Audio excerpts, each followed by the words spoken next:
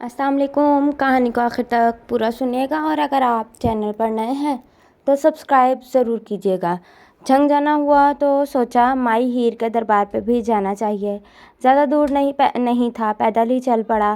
5 minute बाद मैं दरबार पे मौजूद था। बाईं तरफ कब्रिस्तान है और दाईं तरफ लोगों ने अपनी अपनी मुख्तलिफ़ चीज़ों की दुकानदारी सजा रखी है, जिनमें चूड़ियाँ, लॉकेट और मिट्टी के बर्तन वगैरह भी शामिल हैं।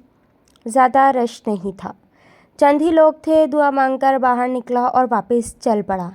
चलते चलते यूं ही एक नज़र कब्रिस्तान के करीब बैठे लोगों पर डाली तो मुझे रुक जाना पड़ा और मैं वहाँ पर रुक गया। मैले कुचैले कपड़ों में वो सबसे अलग थलग बैठा तिनके से ज़मीन पर कुछ लिख लिख कर मिटा रहा था। तजस्सुस ने कदम उसकी तरफ मोड़ दिए। मैं उसके करीब गया तो मेरी पहली नज़र ही ज़मीन पर लिखे उसके चंद लफ्ज़ों पर पड़ी। वो बड़ी महवियत से उन अल्फाज को तके जा रहा था, खूबसूरत और वाज़ेह अल्फाज में ज़मीन पर एक नाम लिखा हुआ था, शब्बो। मैं उसे सलाम किया, जिसका कोई जवाब न आया। मैंने फिर सलाम किया तो उसने एक अदाए बेनियाज़ी से मेरी तरफ देखा और फिर से अपने काम में मशगूल हो गया। मैंने उसकी तरफ फिर से देखा। मैं उसके करीब बैठ गया।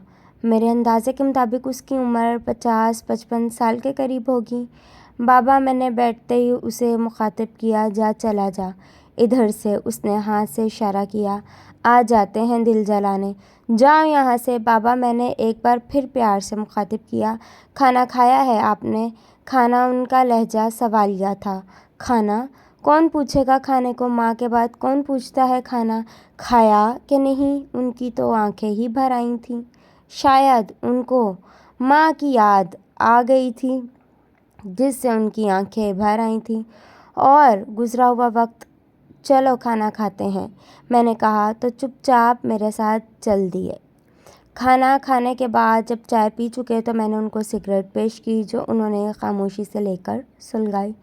तुझे कुछ पूछना है मुझसे? उन्होंने सिगरेट का एक गहरा कश लेकर मुझसे पूछा। हाँ बाबा, मैंने कहा, मैं आपके बारे में जानना चाहता हूँ। मुझे बताएं, आप कौन और कहाँ से हैं? यहाँ क्यों बैठे रहते हैं? और शब्बो कौन है? शब्बो के नाम पर उन्होंने चौंक कर मेरी तरफ देखा था और कुछ देर यूं ही देखते रहे।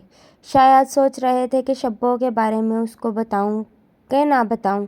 फिर किसी फैसले पर पहुंचने के बाद मुझसे मुखातिब हुए। अच्छा सुन, तुझे बता देता हूँ सब, शायद दिल का बोझ हल्का हो जाए। दुनिया में किसी को तो मेरे दुख का पता हो। उनकी आंखों में नमी वाज़िया थी। मेरा नाम चौधरी अकबर है। चौधरी अकबर? हा हा हा, उन्होंने एक कहका लगाया और लफ्ज़ चौधरी पे ख़ास जोर दिया। भला चौधरी ऐसे होते हैं? वो खुद ही अपनी तहकीर करने लगे थे। और फ़कीर हूँ मैं तो, फ़कीर, हम सब फ़कीर हैं। उन्होंने अपनी बात जारी रखी। किसी न किसी के फ़कीर, कोई दौलत का, कोई इज़्ज़त का, कोई शोहरत का, और वो एक लम्हे को रुके, कोई मोहब्बत का। मैं भी मोहब्बत का फ़कीर हूँ। मेरा नाम अकबर है। उसका नाम सोबिया था, मगर घर वाले प्यार से उसे शब्बो के नाम से पुकारते थे। सुबह पंजाब के एक छोटे से गांव में रहते थे। गांव में स्कूल ही 5 तक था, सो शब्बो ने भी बस 5 तक ही पढ़ा था। उससे आगे उसके बाप की इस्तात ही नहीं थी कि वो उसे आगे पढ़ा सके, वो शब्बो को शहर ला सके, शहर वाले स्कूल भेज सके। उसके बाप का नाम नत्थू कुम्हार था, जो अपने बाप दादा की तरह मिट्टी के बर्तन बनाता और बेचता था। उसकी एक ही बेटी थी, शब्बो। वो रोज़ सुबह मोटरसाइकिल पे शहर पढ़ने जाता था। गांव के चंद खाते पीते घरानों में उसका घर भी शामिल था। रुपए पैसे की कमी नहीं थी। 3 भाई थे, ये सबसे छोटा और लाडला था। बड़े भाइयों को तालीम का कुछ ख़ास शौक़ नहीं था। उन्होंने थोड़ा बहुत पढ़ा और अपने ज़मीन के काम को संभाल लिया। बस इसे ही पढ़ने का शौक़ था कि वो पढ़े। उसे इजाज़त थी कि जितना पढ़ना है पढ़ो।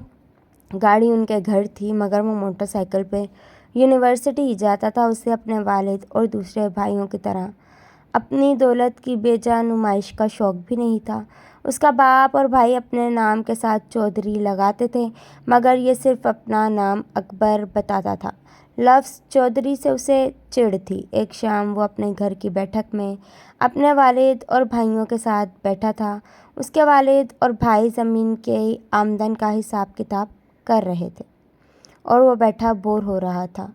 बाहर घूमकर आता हूँ, उसने सोचा और उठकर बाहर निकल गया। वो अभी चंद कदम ही चला होगा कि दूसरी तरफ से नत्थू कुम्हार आता दिखाई दिया। वो कुछ परेशान सा लग रहा था। उससे पहले कि नत्थू उस तक पहुंचता, उसने आगे बढ़कर खुद पूछ लिया, चाचा क्या बात है, परेशान लग रहे हो? हाँ पुत्र, नत्थू बोला, मेरी घरवाली बहुत बीमार है। पिंड के डॉक्टर ने कहा इसे जल्दी शहर ले जाओ, मगर मेरे पास गाड़ी नहीं है और अपनी गाड़ी पे शहर के सरकारी अस्पताल तक छोड़ आए। बड़ी मेहरबानी होगी उनकी चाचा, तो चल घर चाची को तैयार कर, मैं गाड़ी लेके आता हूँ। अकबर ने उसे वहीं से वापस मोड़ दिया और वापस आकर अपने अब्बा को सारी बात बताई। हमने कोई खैराती इदारा ना बना रखा है कि जिसका दिल करे मुंह उठाकर चलाए, उसके बाप ने ज़रा गुस्से से जवाब दिया। और नहीं तो क्या, गाड़ी हमने लोगों को अस्पताल ले जाने के लिए तो नहीं ली ना। उसके बड़े भाई ने भी अपने वालिद की हाँ में हाँ मिलाई। उसने बहुत दलीलें दी कि यह एक नेक काम है, भला करना चाहिए इंसानों को, मगर उन पे कोई असर ना हुआ। उल्टा जवाब मिला कि पढ़ाई ने तेरी अकल ख़राब कर दी है। मायूस होकर उसने बाइक उठा ली और साथ वाले गांव में अपने दोस्त से गाड़ी मांग लाया। गाड़ी लेकर वो नत्थू कुमार के घर पहुंचा। गाड़ी में नत्थू के साथ उसकी बेटी भी बैठी थी, मगर उसने खुद को एक बड़ी सी चादर में छुपा रखा था और वो अपने आप को बड़ी सी चादर में छुपा कर बैठी थी। वो उनको लेकर अस्पताल गया। 5-6 घंटे बाद उनको वापस जाने की इजाज़त मिली। वो उनको लेकर घर वापस आ गया। दवाइयों के पैसे भी उसने अपनी जेब से दिए थे। उनके घर उतार कर उसने इजाज़त चाही तो नत्थू बड़े ही अजाज़ाना से लहजे में बोला, पुत्र हमारी औकात तो नहीं है, मगर अगर चाय पी लो तो हमें बहुत खुशी होगी। नहीं चाचा, ऐसी कोई बात नहीं, उसने कहा। और उस ख्याल से कि चाचा नत्थू एहसास कमतरी का शिकार ना हो, वो गाड़ी लॉक करके उनके घर चला गया। शब्बो पुत्र अकबर के लिए चाय बनाकर ला जल्दी से। नत्थू की खुशी दीदनी थी। शब्बो जैसे ही चाय लेकर आई, अकबर की नज़र उस पर पड़ी।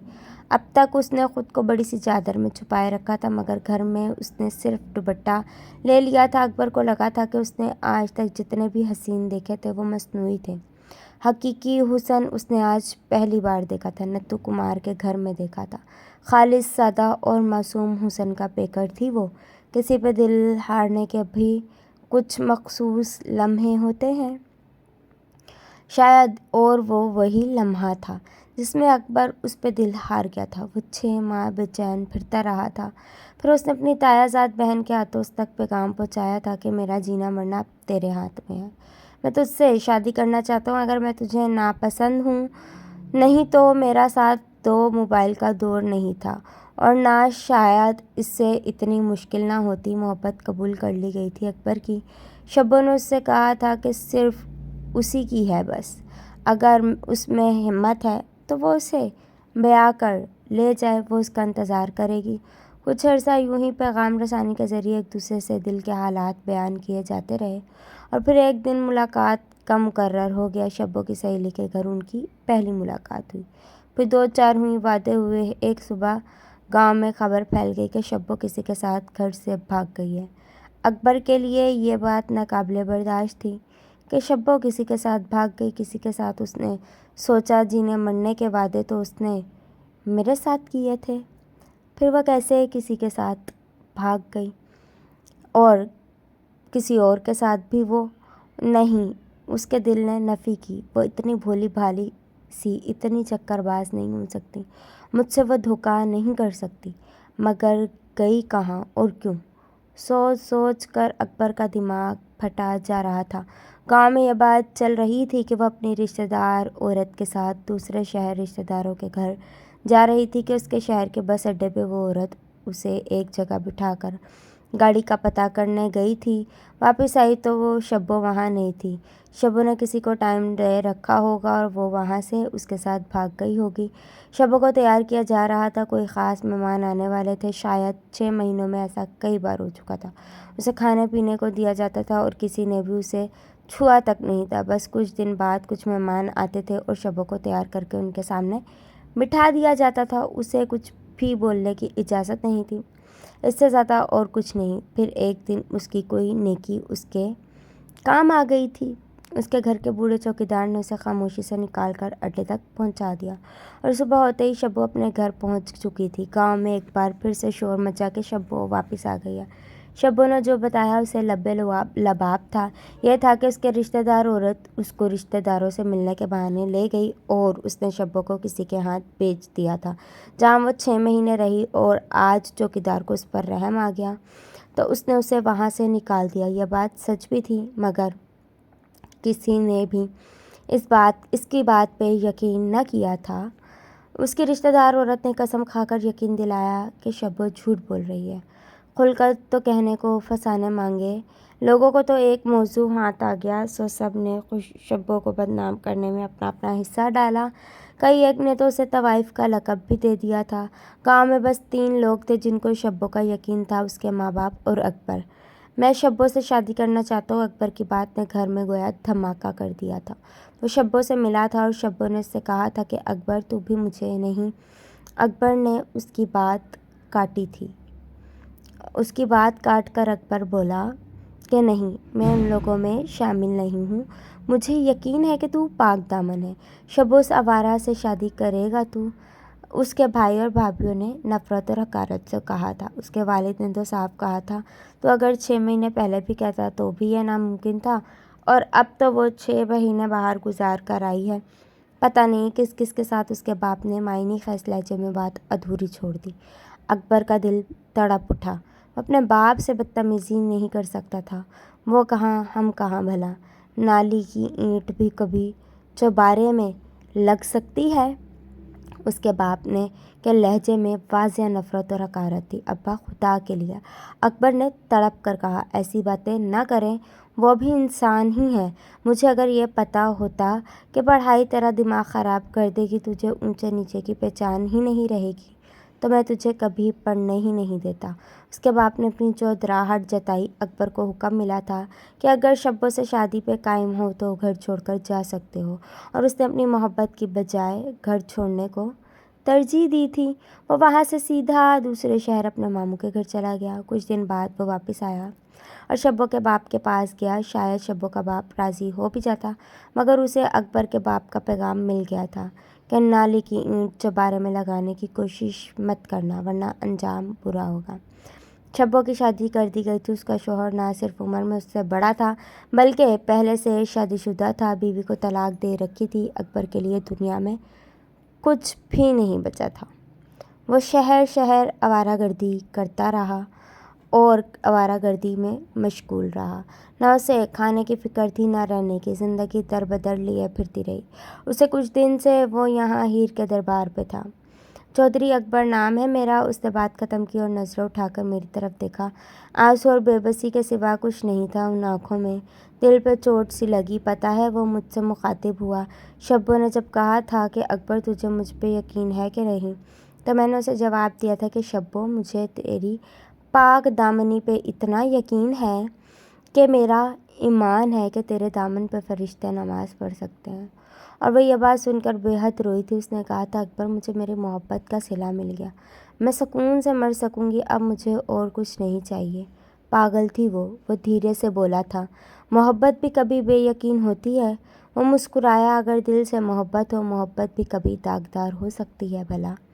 محبت تو ہوتی ہی پاک دامن ہے، اور میں سوچ رہا تھا، ہیر رانجھے جیسی محبت کرنے والے، تجھے کیا پتہ وہ پاک دامن محبتیں اب زمانے میں بہت نایاب ہیں۔ اللہ حافظ۔